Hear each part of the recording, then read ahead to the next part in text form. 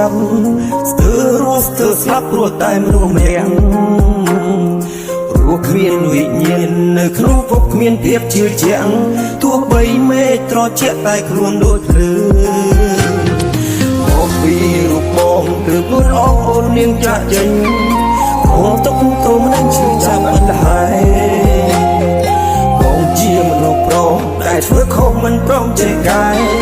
ធ្វើស្រស់មានស្នេហ៍អូននាងចាក់ចេញនាងចាក់ចេញនឹកអូននឹងនឹកគ្រប់ពេលនឹកសំឡេងដែលអូនខលមកអើស្រស់មិនលប់នឹកបងទេតើអូនអាចធ្វើជាថ្មីត្រឡប់មករកបងបានទេក៏ស្រស់មានមេនឹកអូននឹងតើពេលយូរប៉ុណ្ណាទៅអាចបងភ្លេចមនុស្សអ្នកបាន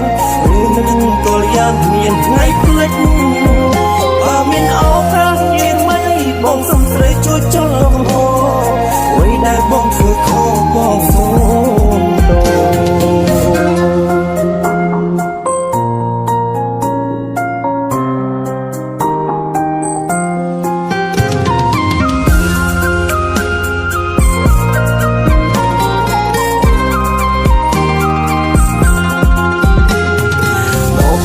ទោសបងគឺខ្លួនអងអូននាងចាក់ចេញគ្ងទុកទ្រង់នឹងឈឺចាប់អត់ហើយបងជាមនុស្សប្រុសតែធ្វើខុសមិនព្រមចេះកាយធ្វើស្រស់មានស្នេហ៍អូននាងចាក់ចេញនាងចាក់ចេញនឹកអូននឹងនឹកគ្រប់ពេលនឹកសំឡេងដែលអូនខលមកអើស្រស់ប៉ុនលប់នឹកបងទេតើអូនអាចធ្វើជាថ្មីត្រឡប់មករកបងបានទេក៏ស្រស់មានមេនឹកអូននឹងតែពេលយូរប៉ុណ្ណាទៅអាចបងភ្លេចមនុស្សម្នាក់បានឬនឹងក៏យ៉ាងគ្មានថ្ងៃភ្លេច